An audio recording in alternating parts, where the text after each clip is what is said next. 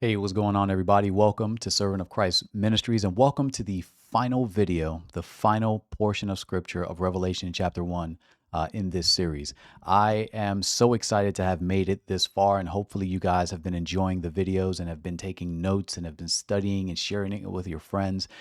So today we are going to wrap up, and we're going to walk through Revelation chapter 1, verses 17 all the way to 20. So hopefully, like I said, it's been a great journey. Hopefully you've learned the importance of cultural context. Hopefully you've enjoyed the purpose of reading things in their literary style. So we have apocalyptic literature here, and we're using the symbols not as a means for us to try to compare it to something today, but rather to compare it to what they understood at that time.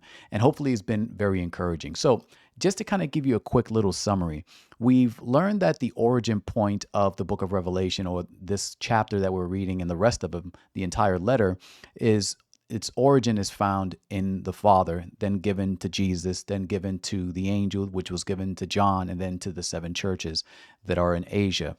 And everything that we've learned so far is highly encouraging. Remember, I always told you to keep in the back of your mind this idea of a group of individuals like the Jews and Gentiles who are in Christ being persecuted for their witness of Jesus and them holding him as king. And they're being persecuted for it. They're being killed. They're being murdered. They're being slaughtered. They're being ostracized from society. And this entire letter is all about telling them it's okay. Jesus is in control. He holds you in his hand. He is the ultimate king, the judge, the ruler. He is God. He is the rider of the clouds.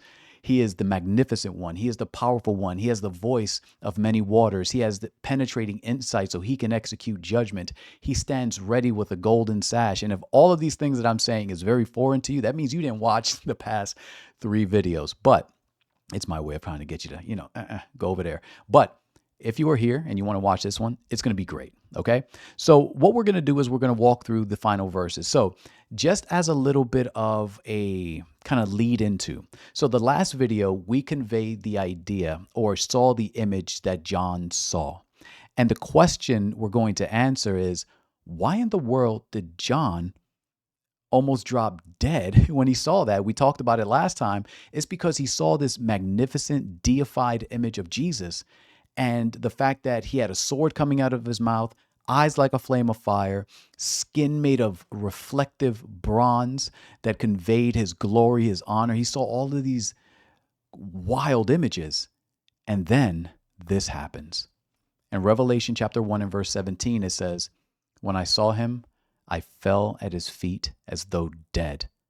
But he laid his right hand on me, saying, 'Fear not, I am the first and the last.'" Now, I think if any one of us saw something like that, although we don't know exactly how it looked, we kind of have a good picture based on John's writing of verses 12 to 16 that we covered in the last video. But for some reason or another, that put the fear of God, no pun intended here, in him. And after he sees the image, he drops on his face as though dead. But there's something here that conveys, again, this encouraging nature of the power of God. And I'm going to read it to you, and then I'm going to ask you a question. So after John sees this image, he says, "I fell at his feet as though dead." But then it says, "He laid his right hand on me, saying, 'Fear not, I am the first and the last.'" So the question I have for you, and I want you to ask yourself, is when did something like this happen before, specifically to John? And what is the significance of him laying his right hand on John to comfort him? Let's take a look. This is a long passage, but it's worth it. In Matthew chapter 17, verses 1 through 7, it says this: "And after 6 days, Jesus took with him Peter and James and John his brother, and led them up a high mountain by themselves. And he was transfigured before them." This is speaking of Jesus being transfigured before the apostles, these three, Peter, James, and John. And it says, "And his face shined like the sun, and his clothes became white as light." Sounds familiar?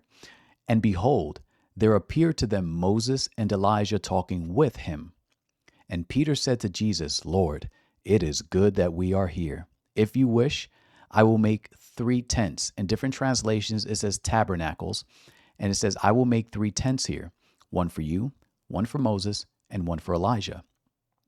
He was still speaking when, behold, a bright cloud overshadowed them, and a voice from the cloud said, This is my beloved Son, with whom I am well pleased. Listen to him. And when the disciples heard this, they fell on their faces and were terrified. But Jesus came and touched them, saying, Rise and have no fear. So just look at the verses and look at the highlighted sections. So we know that the Apostle John is writing this letter of Revelation, okay, as he is seeing it. John has already experienced Jesus becoming glorified before him, transfigured. John is familiar with his face shining like the sun or radiating light.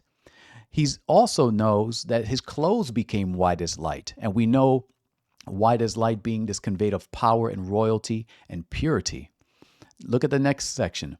A bright cloud overshadowed them. Again, there goes that cloud imagery again. But this is the part I wanted you to see. And it's in verse 6. It says, When the disciples heard this, they fell on their faces and were terrified. But Jesus came and touched them, saying, Rise and have no fear. Okay. I don't know if you saw it. I tried to go real slow so that you would see it. When you go back here in Revelation chapter 1 and verse 17, he falls on his face as though dead. So let me paint the picture of what happened on the Mount of Transfiguration in Matthew 17. Here Jesus is standing, and all of a sudden he's transformed in front of them. Basically, he's transformed into his glorious form. And of course, Moses and Elijah were there. And they fell on their faces and were afraid. And here in Revelation chapter 1, verse 17, he fell at his feet as though dead after he sees the transfigured Jesus again. But the part I wanted you to catch was the loving nature and comfort of Christ giving John a reminder. This had to be, now this is me talking, this had to be something that stood out to John. Because it says, but he laid his right hand on me. And when you read the verse here, it says, but Jesus came and touched them. So again, he lays his hand on them to comfort them, to remind them that I love you. I am God. I am not here to harm you.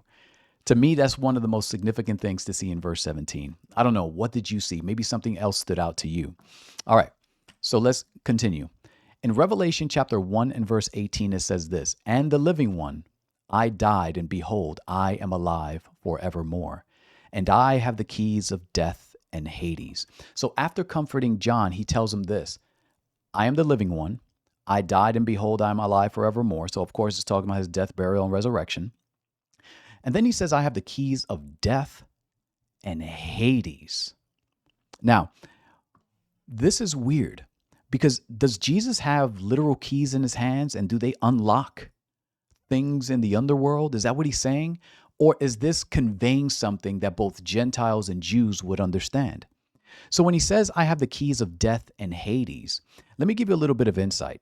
So basically in Mesopotamian and Canaanite mythology, actually, you know what? I have a slide for this. Let me show you this. I know that's scary, but the Canaanite, so in Mesopotamian and Canaanite mythology, or also known as the underworld, was often called Sheol in Hebrew, or Kala in Akkadian belief.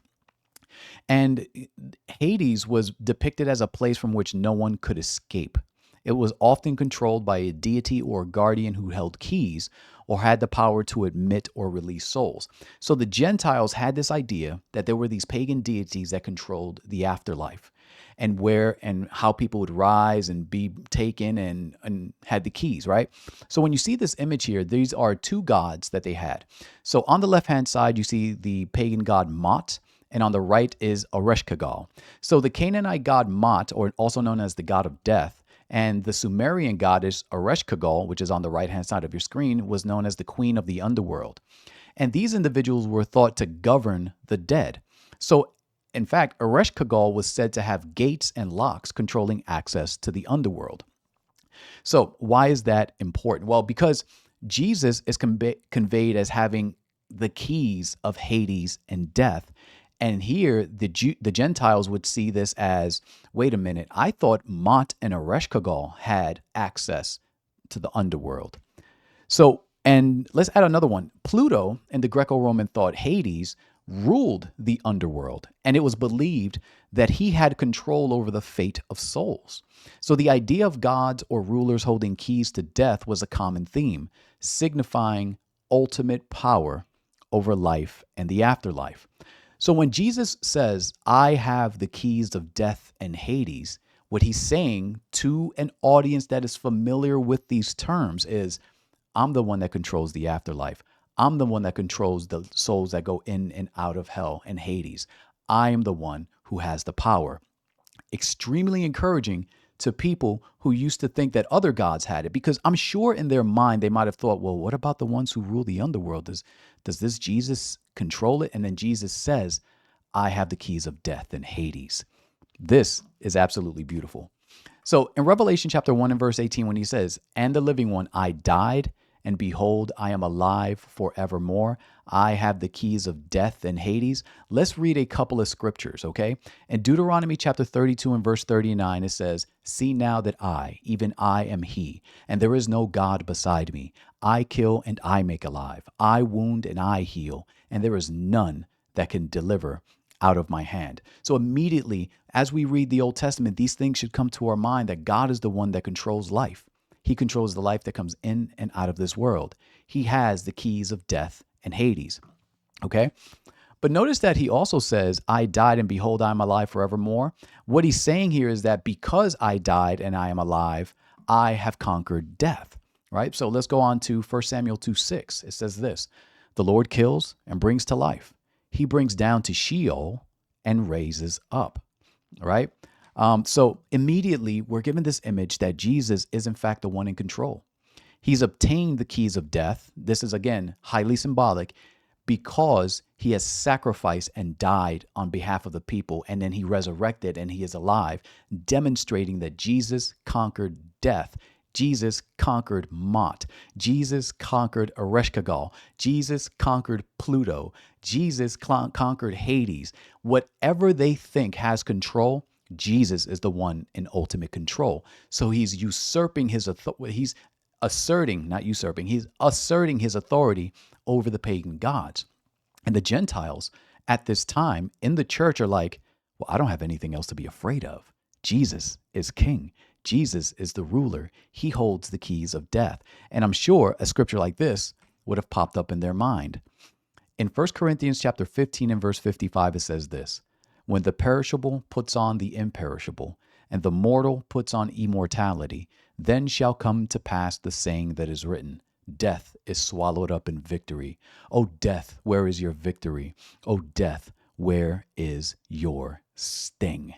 So immediately, we're given this idea that Jesus is in fact the one who has conveyed the power of conquering death. So when it says that he holds the keys of death and Hades, it's not talking about literal keys, but it is talking literally about God having the power over death and access to the dead. Okay? And he is the one that controls that, not Pluto, not Hades, not Ereshkigal, and not Mot, which would be in the mind of the Gentiles. Okay. Let's go into the final two verses. We finally made it to the end, guys. All right. In Revelation chapter 1, verses 19 through 20, it says this, write therefore the things that you have seen, those that are and those that are to take place after this.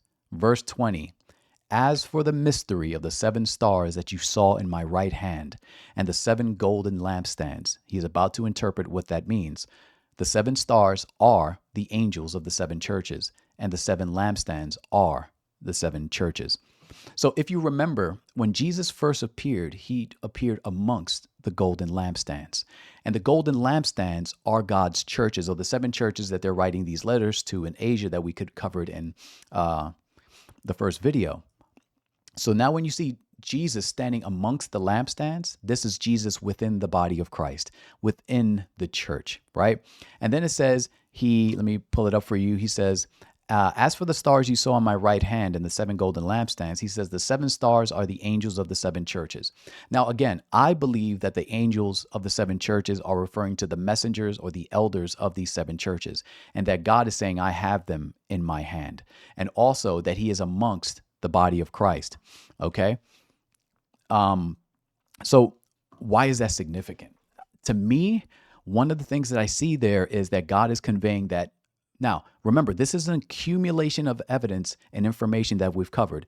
We have the God of God, the God above all gods, the King of kings, the ruler of kings, the one who holds everything in his hand, the one who is the power over the dead. He is the one that conveys strength, purity, wisdom. He is the God of God. There is no other God above Jesus, above Yahweh.